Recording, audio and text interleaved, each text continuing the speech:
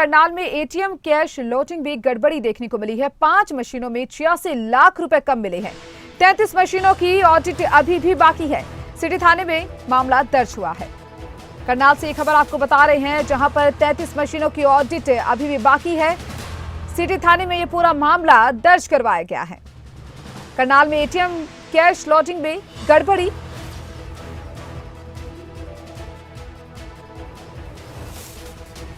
पांच मशीनों में करीबन 86 लाख रुपए कम मिले हैं और 33 मशीनों की ऑडिट अभी बाकी है। ये बड़ी गड़बड़ी कैश लोडिंग को लेकर करनाल में सामने आई है, जहां पर अब सिटी थाने में मामला दर्ज हुआ।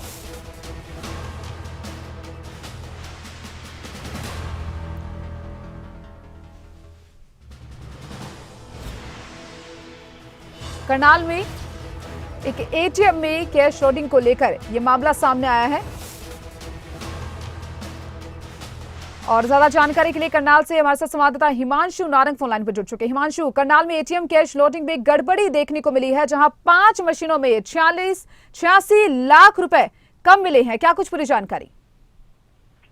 देखिए, सीएमएस इंफो सिस्टम के तहत ये पैसे डाले जाते थे और 2 कर्मचारियों की ड्यूटी लगाई गई थी और करीब 33 एटीएम थे जिसमें कैश डालना होता था और 5 एटीएम का जब ऑडिट हुआ तो उसमें 86 लाख रुपए से ज्यादा कम मिले हैं। अगर पुराने बस स्टैंड की बात करूं तो वहां पर जो एटीएम था उसमें 23 लाख रुपए से ज्यादा कम मिले हैं। सेक्टर 9 में एटीएम है, वहां पर भी पैसे कम मिले हैं।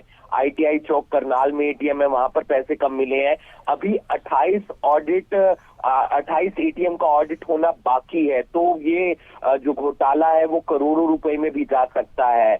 2 लोगों के खिलाफ एफआईआर हुई है जिनके ऊपर जिम्मेदारी थी कैश डालने की। वो मशीन वहां पर जाकर कैश डाला करती थी। इसमें कुछ टेक्निकल बातें भी हैं कि जब कैश डाला जाता था तो क्या जो मैसेज है, जो संदेश है, वो उस कंपनी तक नहीं पहुंचता था। अगर पहुंचता था तो क्या उसमें भी उन लोगों की तरफ से गड़बड़ी की जाती थी। इस पूरे मामले की पुलिस इन्वेस्टिगेशन कर रही है। हालांकि एक युवक को हिरासत में जरूर लिया गया, उससे पूछताछ की गई तो उसकी तरफ से यही कहा गया कि मुझे इस बात की कोई भी जानकारी नहीं है।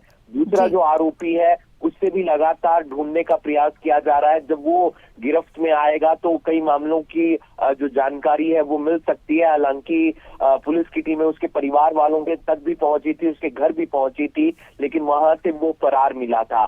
तो अभी तक जो जानकारी मिल पाई है वो 33 एटीएम में से 5 एटीएम का ऑडिट हुआ है, जिसमें 86 लाख रुपए से ज्यादा जो है वो कम पाए गए हैं और उसी को लेकर पुलिस ने मामला दर्ज कर जांच शुरू कर दी है। जी, चलिए, बहुत बहुत शुक्रिया आपका हिमांशु, तमाम जानकारी को साझा करने के लिए।